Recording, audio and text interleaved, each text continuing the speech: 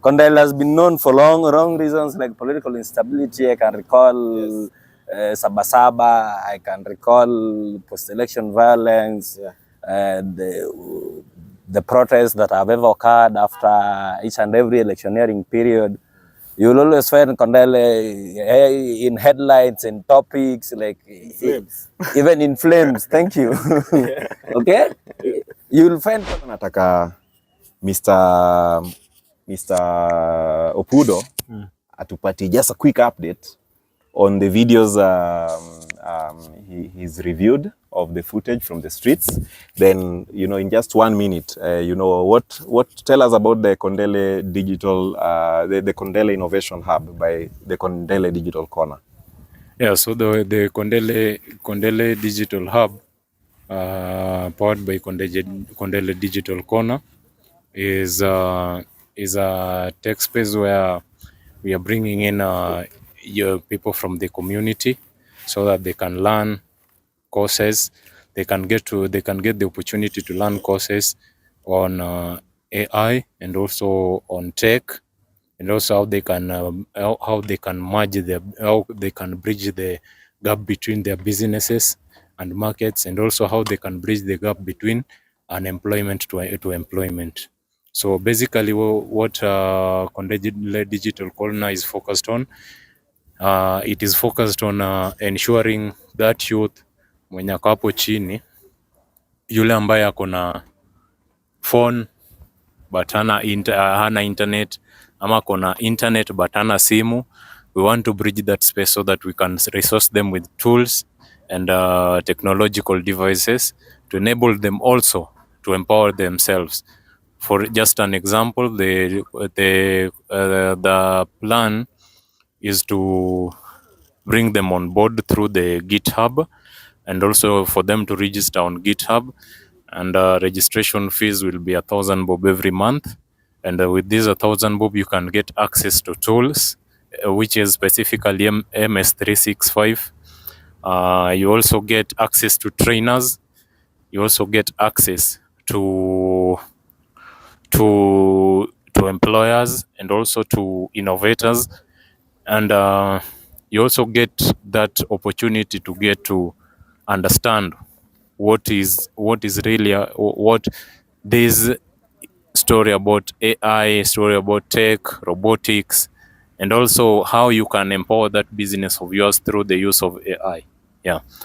So that is actually what Kondele Digital Corner is all about. And the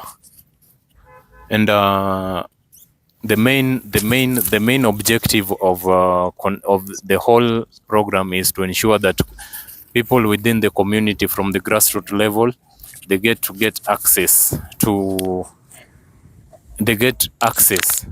tools and also to markets and all that. So the objective is to kuinua yule ambaye ako chini, so that akuwe na knowledge on what technology is, and also akuwe na knowledge on how anaweza jisaidia mwenyewe through their own work, through presenting their own solutions at GitHub. And with that, we will mentor them through the Reboot Republic initiative.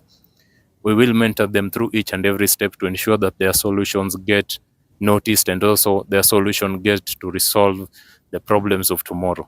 Thank you. So I'll pass the mic around, and also I'll assign. Yeah. I suggest maybe you can just maintain with the mic, so that I ask a few questions. Okay. And then somebody who also has a few questions on that note. Okay. Can also. I'll pass the mic to them. Okay. Yeah. So you just maintain the mic. Okay. And good job for what you've done the past week. Actually, that when we started this journey, we said it's about changing the narrative. Yeah, it's about changing the narrative, and that's a good story to have about Kondele. Like we have an innovation. Kondele is an innovation center. Yeah, and maybe on the next steps. Maybe you can, before I come to you, just pass the mic to Chandi. Yeah, I need to get something from our guy Kondele Dafu. Okay. Just a question. Yeah, I need to get something. Okay. So, oh, Kondele Dafu. Kondele Dafu. Yeah, Mr. Isaiah, very, is a 30-year-old Kondele.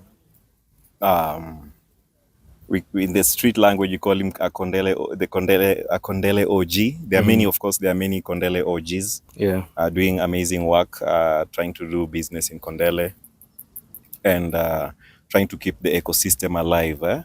So Isaiah is one of those who is involved in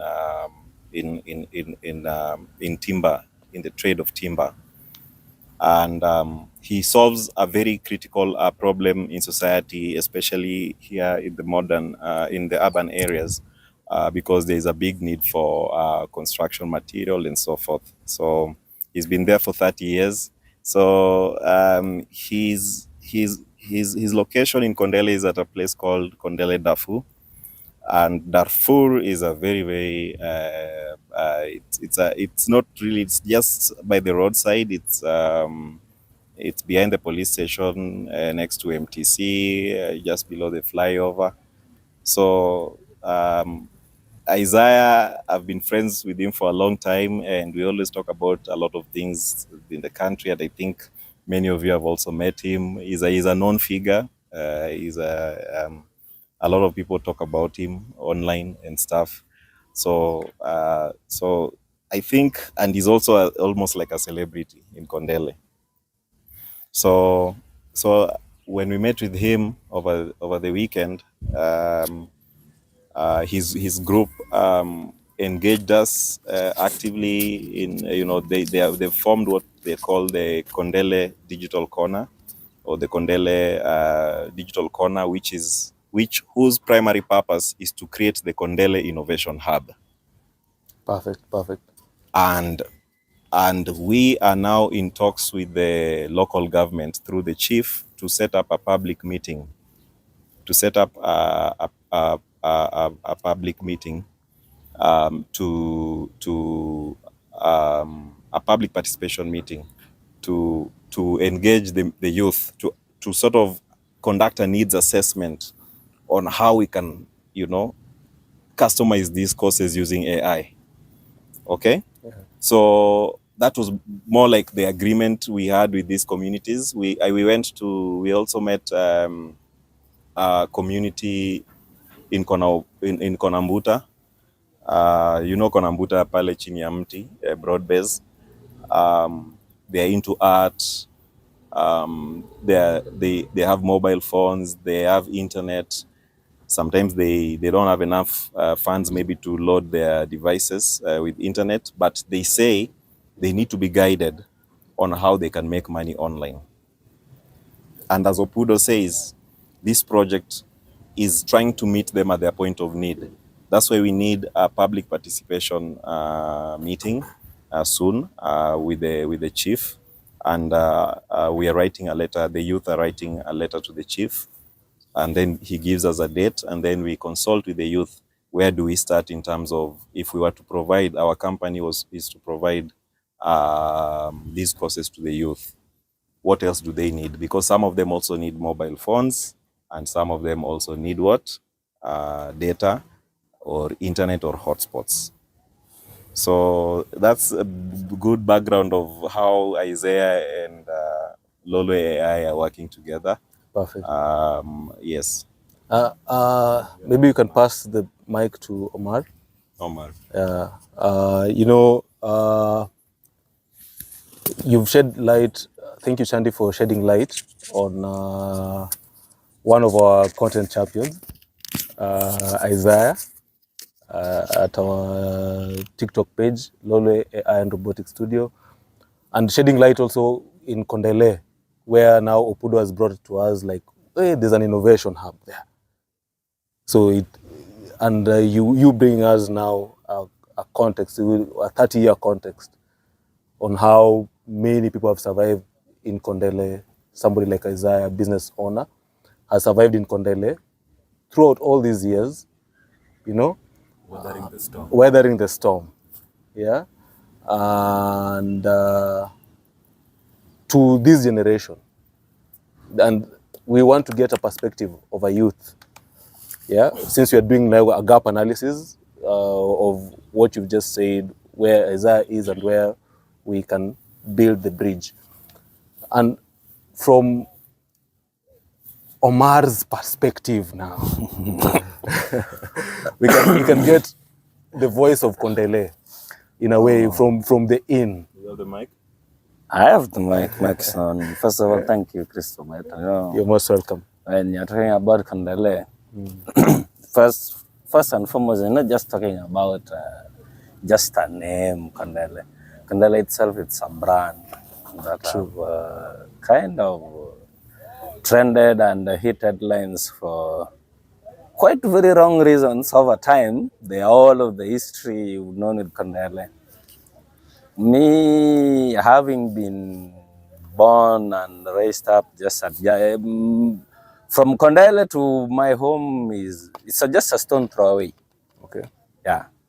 So Kondele, it's a story I can quite tell for the longest I've been alive, you know. Talking about the matter in question, and Kondele also being known for wrong reasons. Tech is not one of them. Kondele hasn't been known for anything to do with tech, you know. That's an honest perspective, you know. Kondele has been known for wrong reasons like political instability. I can recall Sabasaba. I can recall post-election violence. The protests that have ever occurred after each and every electioneering period. You'll always find Kondele in headlines and topics like even in flames. Thank you. Okay. You'll find Kondele in prostitutions, all sorts of criminal activities, mugging. Then you find the emergence of streets like the one my brother Chandi was talking about, Darfur. Places like Darfur, it's an alley, like Chandi was discussing, it's an alley that's known in Kondele for very wrong reasons. Youths with no jobs, mugging people. You even, at times, worst case scenario, you find somebody has been murdered, lying there, tells you the levels of insecurity in our place. You'll find Kondele trending for sexual immoralities, prostitutions. You find even kids engaging in prostitution sometimes back, but due to maybe adjustment in policies, 1 to 3 places, with the help of the local administrations also. Like I can applaud a former chief, he is the late, okay? They used to call him Chief Okwama. Chief Okwama helped us with a lot when it came with matters like SGBV, sexual and gender-based violence cases. He will come up, you will know who is Chief Okwama in Kondele. If you are a newbie there, you'll just know there is somebody who ever existed there called Chief Okwama. But however much it didn't kind of provide a sustainable solution that could last for a long time. It's something that it still exists there, maybe not visible to the public eye because most cases happens during the night. It's right. And Kondele is being known for many other reasons. It's a business hub, okay? Kondele, it's a transport hub. Kondele, it has got football teams, okay? It has got social justice centers where we are championing for rights. It has got some little community-based organizations fighting for maybe equalities, an end to crime, like Crime Sipoa. But not most of them really succeed in trying to paint a good picture of Kondele like they do. They really do a good work. I can give them that. But in the long run, it's still not enough. Yeah. Kondele, having been brought there most of the time, because I can remember, if I could even tell the story of my late brother, you know, he was famous there for very wrong reasons. Okay, you become a goon for hire, things like that. That's the order of the day. So growing up there, like, there's this hunch, something that always pushes you. Hey, in him tired too. Why can't we just change the narrative? Why can't people at least you go out there and you say, "Mazee, mimi natoka Kondele." Then mtu anafurahi, somebody gets happy and comes and say, "Hey, Mazee, I hear about Kondele," but somebody will come to you in this case for very wrong reasons. Hey, nasikia tu mtaa yenyu nyinyi ndio mafujo nini, drug and substance abuse and etc. You know, somebody like me, like soberly speaking, like to me it's not a plus. I can't go boast outside that kwetu bana kileta fujo nini nini, like in other terms, when they see me they see violence. That's all somebody will know about me kama mtu mwenye anatoka Kondele. And to me it's disheartening. I kind of, hey man, like, should I be a threat wherever I go? Like, now we are here, I come here, then Omar all of a sudden turns into a threat. Watu wameniona tu, hey, Jakondele, mtu ya Kondele. No, it paints a very bad picture. But with the, allow me to delve into what Lolo AI is trying to do. It's not always just about changing the narrative. It's like we are into rewriting an history that over time there are little or some misconceptions about Kondele that we kind of have to rewrite. Kondele has got brains. I can use myself as an example. It's not only me, Omar, in Kondele, but there are so many people like Omar in Kondele. But due to some gaps, maybe in society, let's say economy and etc., like watu watoshani, you find them, it's like you know, a dormant volcano. Yeah, it's like just a dormant volcano just lying there. It's a brain, it's an academic powerhouse bana, imenyamaza tu hapo hivyo, waiting for maybe one of these fine days opportunity will come and it will be his chance to shine. Somebody like Omar now, unacheki. With Lulu AI coming there, it's like kind of showing us what the real cameras don't show us in Kondele. We're rewriting it from the word go. In terms of tech, the youths pale mtaani, in terms of content creation and etc. Youths are earning. If at all there are digital skills you are supposed to teach somebody from youth, from the gutter, the ghetto, some place like Kondele, digital skills. Mjamaa akiwa mtaani anajua anaweza kaa pahali, like sisi tumekaa hapa hivi, we just tell stories of our time, unacheki. They like opportunities like that. But with Lolo AI, we want to bridge that gap. Tunataka kufikia ule kijana pale Studio 10 pale, the renowned Studio 10. If I told you grew up in Kondele, you will know Studio 10. To some youth down there in OB, tamjua, yeah. Yes. I don't want to see boys idling along Mill Deep Hardware, waiting for people to mug at night. I want to see them with cameras, man. Okay? I want to find them in ICT hubs. They are trying to create solutions for. The world is going virtual. Everything is going tech, man. I want to see people who are always providing solutions, not amplifying the problems that we already have. Imagine. Me, I always believe thinking starts with what the 5 senses feed the brain, okay? Like a kid, whatever he sees, let's even from the parents. But in this context, I want to take you to the streets. Kondele, pale nilidip vijana, uguru akiona tu maboys wameka pale, all they do is mugging, threatening people, they're being hired to be goons for hire and etc. Now imagine a Kondele where we're having geeks, tech nerds everywhere, Like, okay, I want to see something like proudly made in Kondele. Not that we lack such brains pale mtaani, they are there. So Lulu AI Kondele Digital Studio is going down to those people. We are bringing the cameras to them. We want them to show the world the other story of Kondele. I want them to portray a whole different picture of mtayangu, bro. Because it has trended for very wrong reasons. For vijana wanatumika na wanasiasa. You find them being used to somebody. Mark you in Kondele, they are even models for hire, man. You want people fighting? I want people to. IPs. I thank Not you, peace. not peace. Wow. Yeah. Say that again.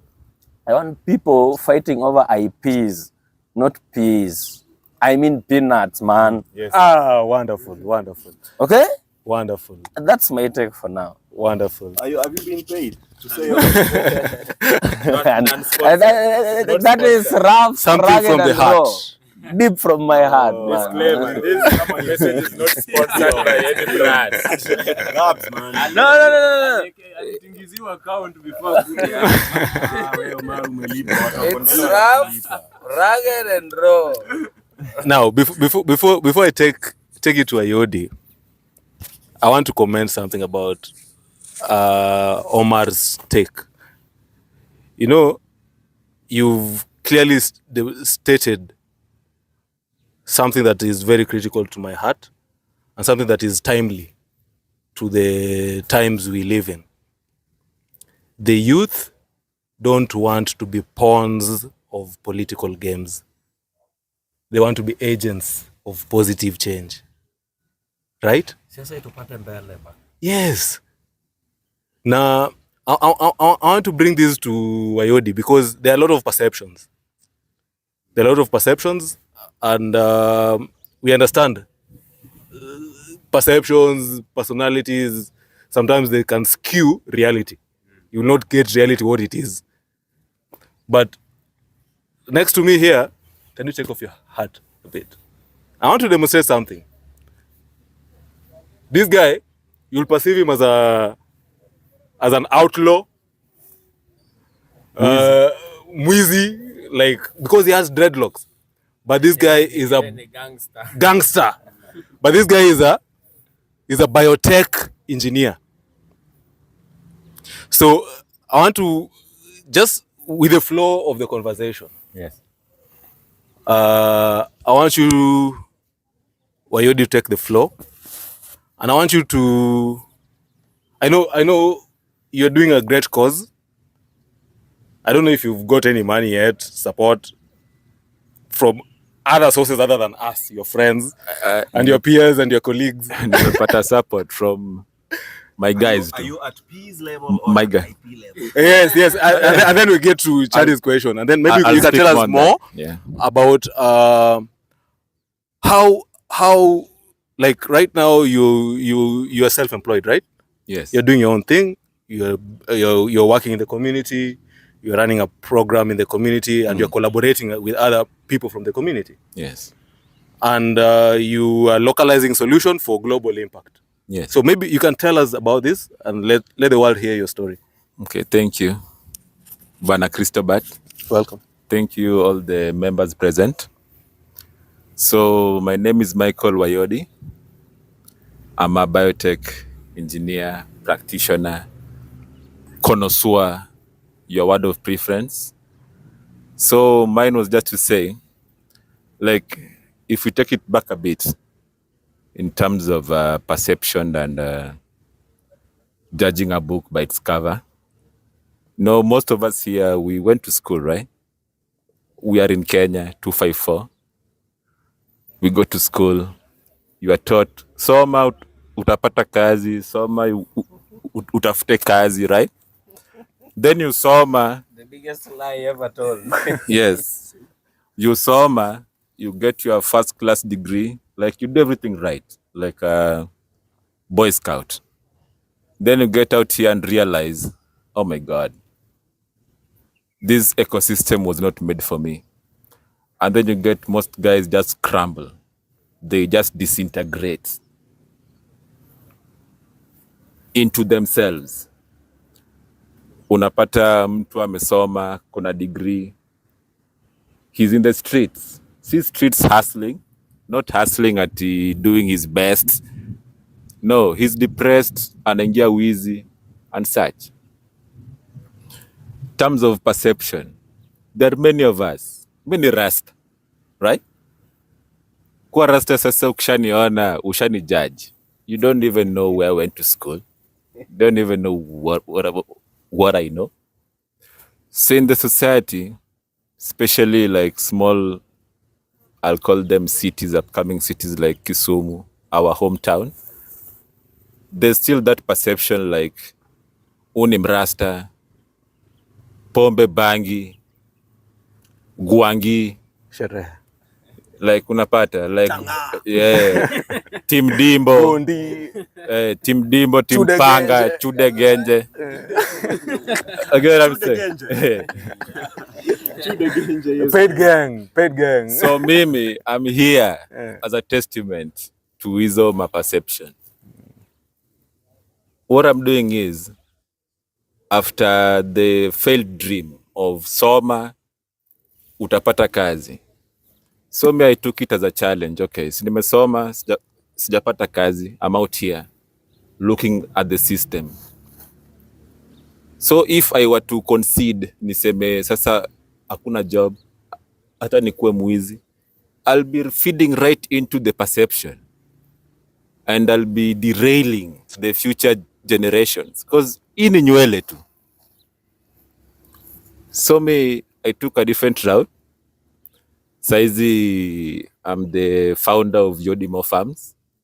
Yodimo Farm. Tuna focus on modern farming techniques such as hydroponics. Hydroponics ni soilless planting. You don't use soil to plant. Just use water. Tunafanya pia grafting. And thanks to the team I have right here, these guys you are seeing here, we've started a seed collection campaign. Sisi tunataka kupanda 5 million trees Kisumu. Yes. 5 million fruit trees. Si trees, si mbao, hautakula mbao. Where are you going to plant these 5 million mbao ni nyingi.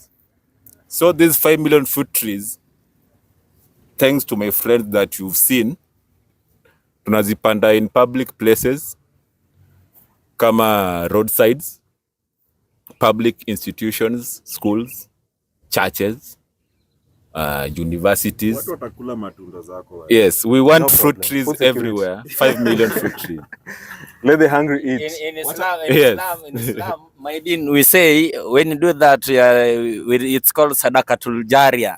Like it's you are giving an offering, but the benefits of it, it's compounding even after your death. Watu wakikula matunda. Thank you very much. So at Yodimo Farm, I'm changing the narrative. I'm using knowledge yangu yenye nililearn. Bro, if ningekuwa na option ya kujiringa ati nikae ati niko na degree, sasa I can't work, I can't walk in the streets, siwezi pigwa na jua. Now those guys end up where? Hanging from a rope somewhere. Ama walijirusha from a balcony somewhere. Ama someone drank himself to death. Has it happened in real life? Yeah.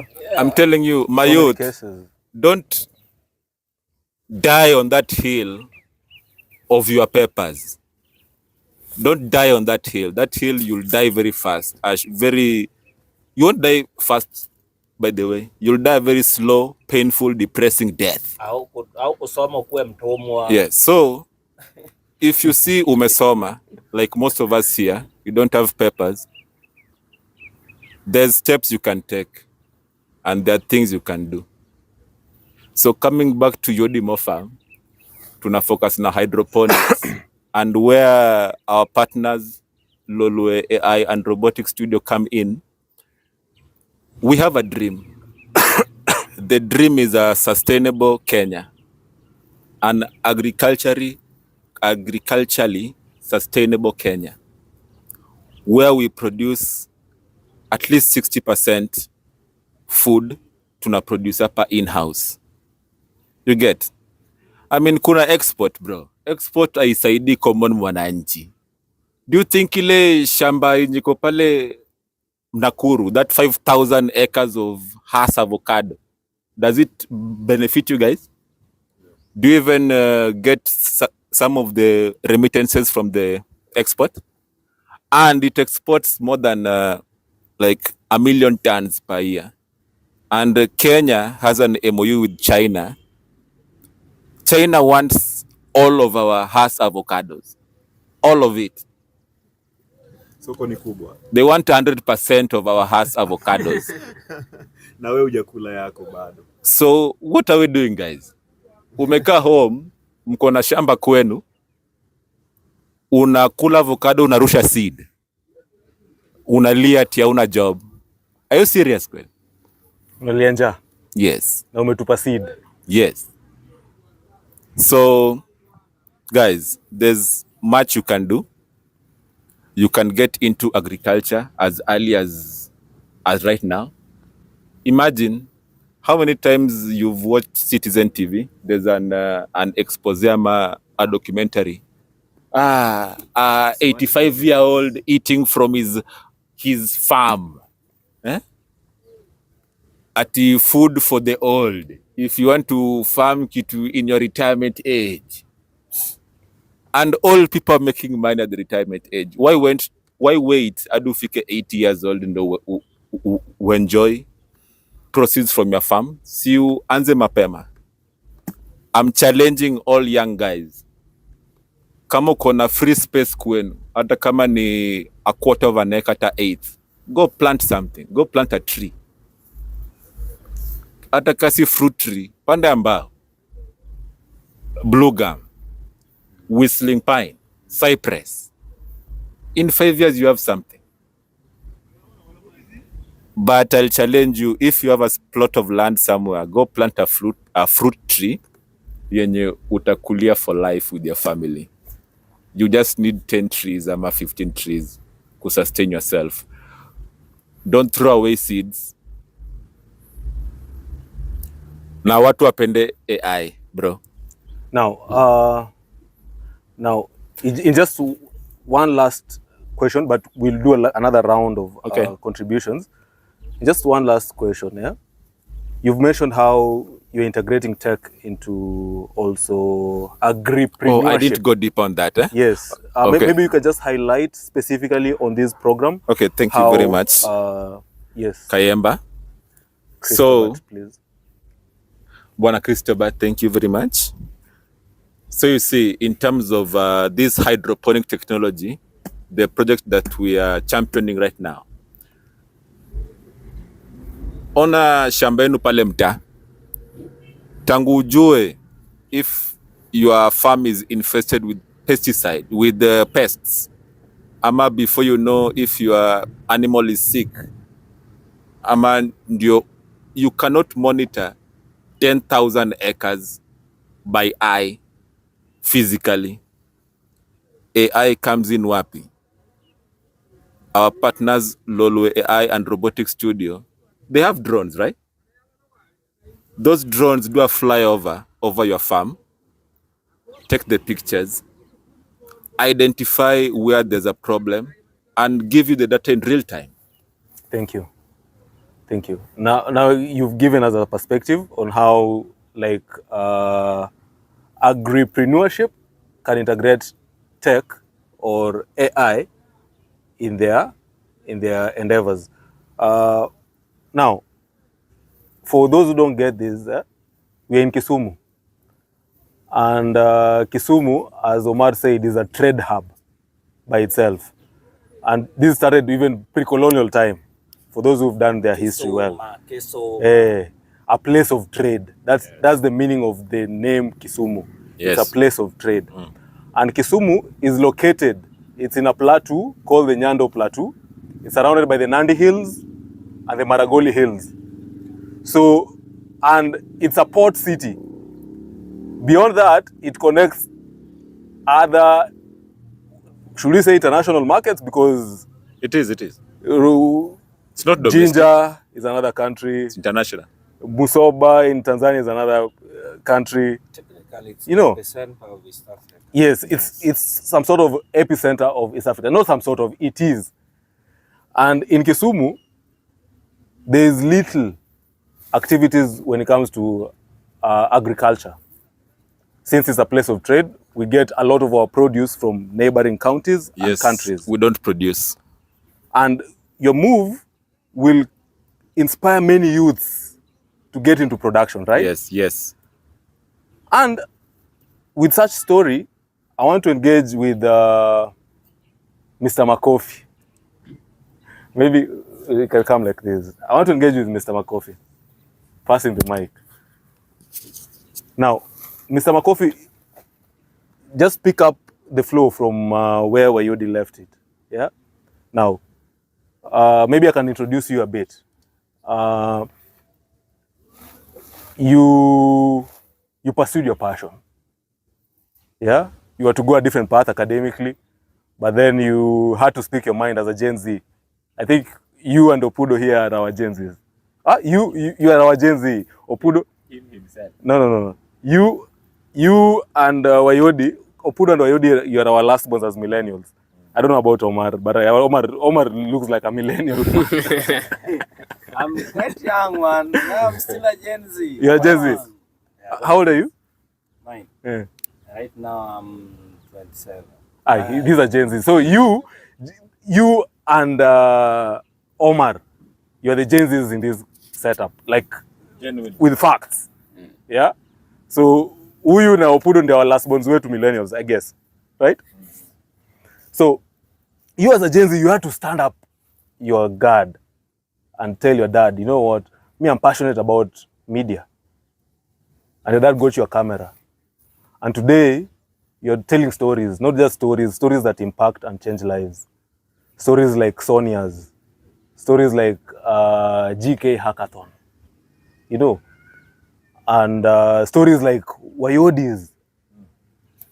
And you've incorporated it even through music and tried to give even artists a voice, that they could create impact using their voice.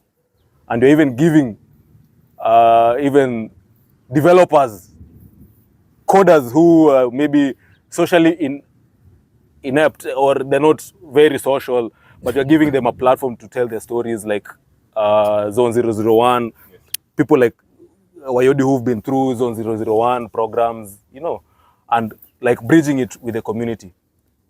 Now, tell us your story. Like, how would you want your story to impact somebody out there, maybe who's being faced with serious barriers, maybe institutional barriers, family, you know, perceptions, friends, or in terms of opportunities, putting in mind that out there are equal opportunities, but there are no equal outcomes.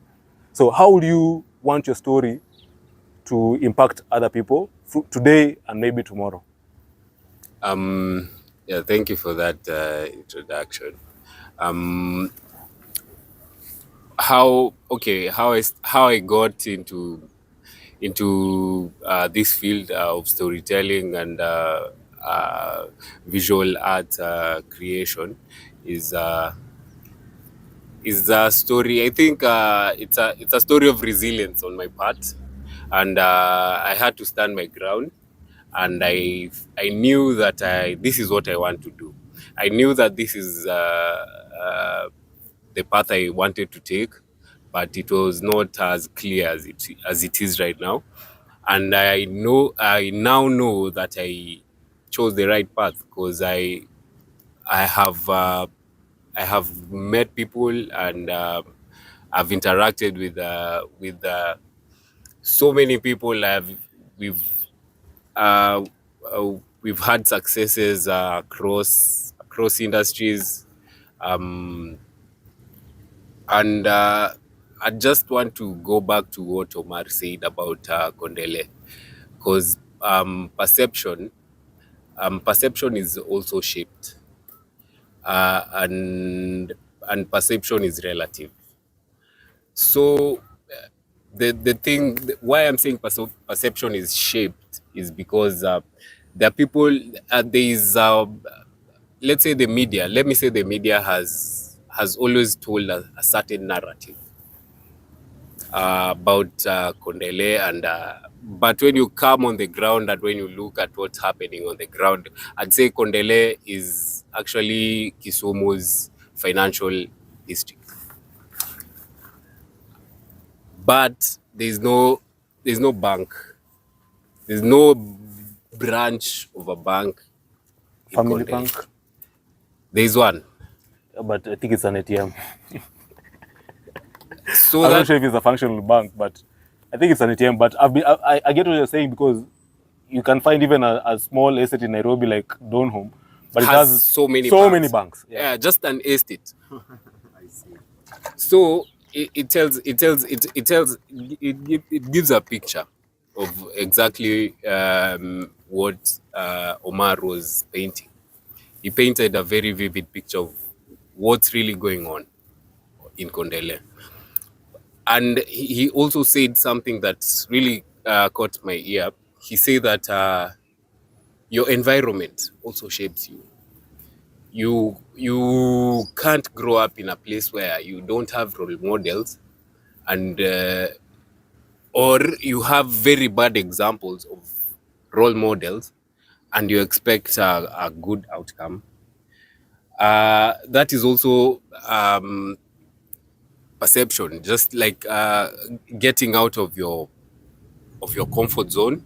Now it will take someone to get out of his comfort zone and go and look for something else outside there that you feel like you'd want to identify with, that you'd feel like you want to resonate with, and you'd want people, like you'd want your name tagged on that, you know.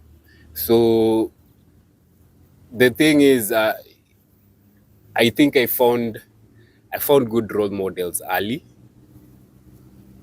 and they helped shape my thinking and my ambitions, and what I'd want out of myself. So for someone in Kondele, you know, there are so many Kondeles in Kenya. True. There are so many Kondeles in Kenya.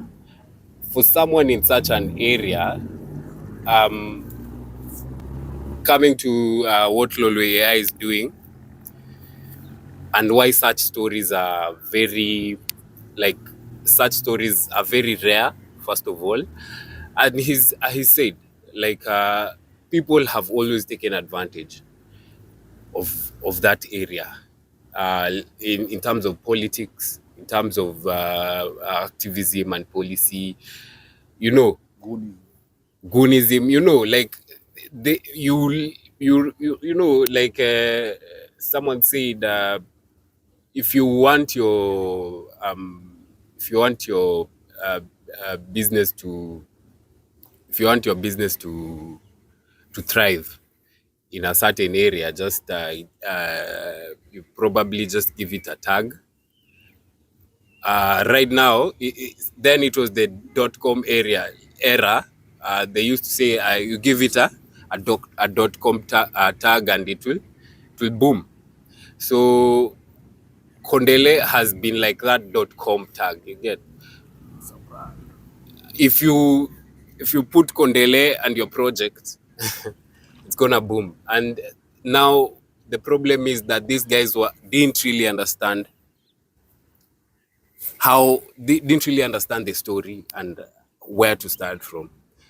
Because right now, why is Kondele very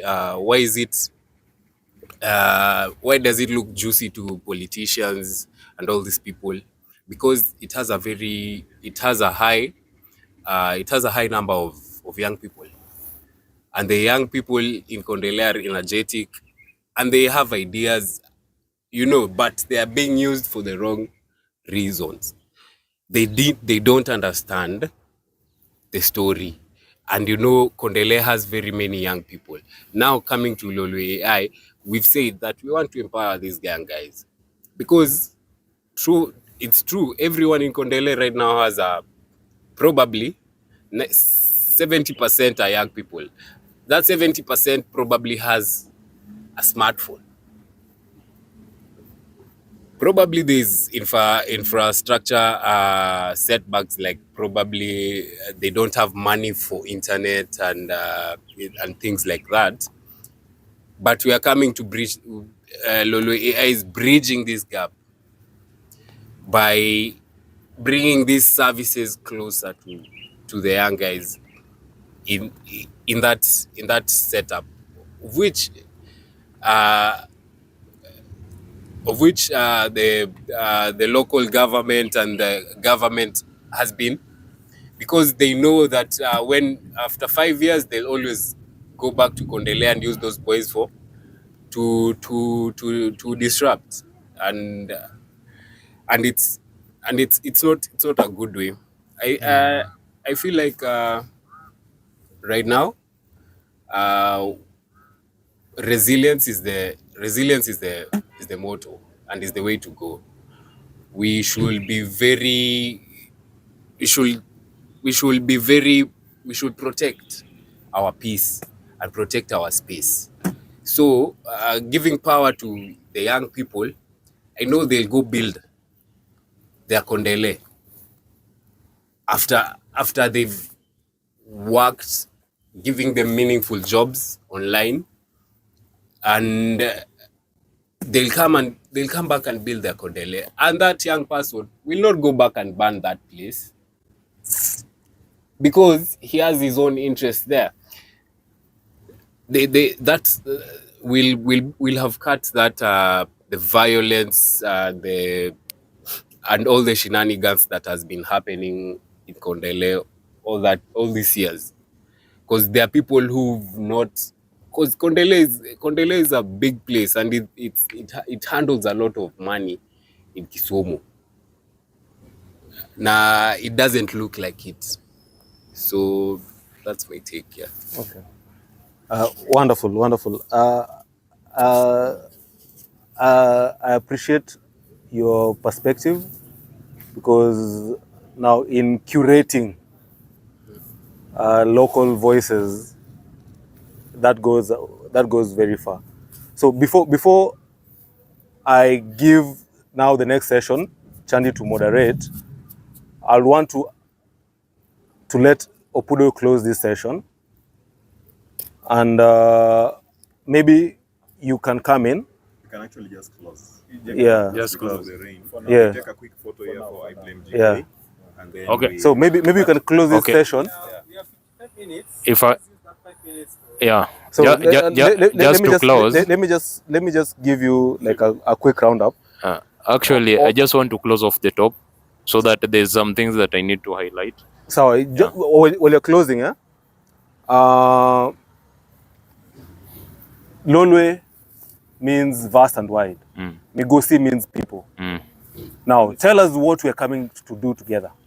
Okay, Lolwe And other parties, they are welcome to party with us. Lolwe means vast, wide, and unending. Yes. Yeah, and Migosi means people, and also Migosi, A place of trade. Kisumu means a place of trade, and also Migosi is a Luo word that is used to refer to power and authority. Yes. Yeah. So Lolwe AI is a company hailing out of Migosi. Afia 120. Estate.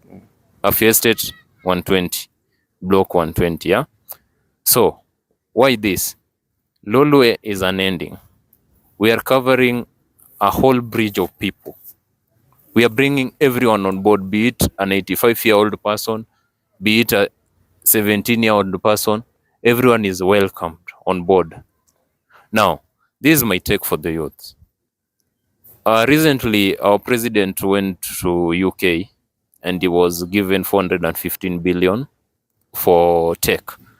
Yeah? Now, this is my catch. As a youth, you might be seated somewhere and wondering, "Ay, Preza amepata 415 billion ya tech." Hiyo si swali unafaa kuuliza. Swali yako inafaa uulize ni ni solution gani nitaleta yenye ndafanya hii 415 billion nipate hata 1 million out of it. Una get? And that is where Lolo AI comes in. Thank you. Now, the next session will be closed by Chandi. Whether it's a prayer, a blessing, or word to the world, because this is our cherished gem here in Migosi. Migosi Estate is called Power Estate in English, or People's Estate. Kisumu is a place of trade, and Lolo means vast and unending. So in this session, as we are closing, my brother and my cherished partner, I want you to give us a close over this engagement and maybe a continuity plan. Just highlight. Don't give everything. Okay. Guys, Tony, we are closing.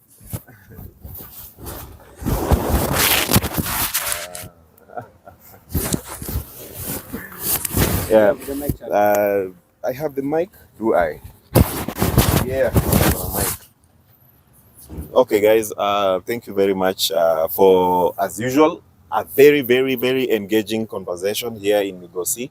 We do this every Sunday. If you find us here, sawa. Usipotupata pia labda tuko online. Ama tume email. Ama unaweza andika email compliance at why did you miss? Find us. I think these are all good conversations. I think the question usually, the question that keeps ringing in my head and in the heads of those whom we are chatting with all the time is, what are we doing next? Yeah. You know, so we know we have the upcoming hackathon, GK Hack 25. It's probably Africa's biggest hackathon. We think it's the mother of all hackathons.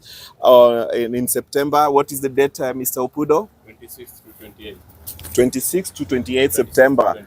So let's align all these efforts towards engaging in the hackathon. We also have a hackathon with Shilids, South Africa. We're going to be working together to see how we can promote gender collaboration in Africa, especially around fighting SGBV. It's about to rain, but again, I just want to thank you. And I want to thank the community of Migosi. We want to thank the community of Kondele for always welcoming us. Tukiingiana hizo makona, tukirelax hivi, tukipewa maji ni muhimu. Hata Mungu anatupea maji, unasikia mvua. Yeah, man. So we want to close this by, of course, as usual, thanking our partners wherever they are around the world. We have over 50 partners spread across about 60 or 70 countries. And yeah, in this particular session, I'd like perhaps we dedicate it to the I Blame GK Challenge. Yes. I Blame Geek Culture. Watu wanauliza hii ni nini? Watu wamekuwa kusema wanataka kuwa involved kwa hii partnership. Hashtag I Blame GK. Yeah, twende kazi. Twende kazi. Tena.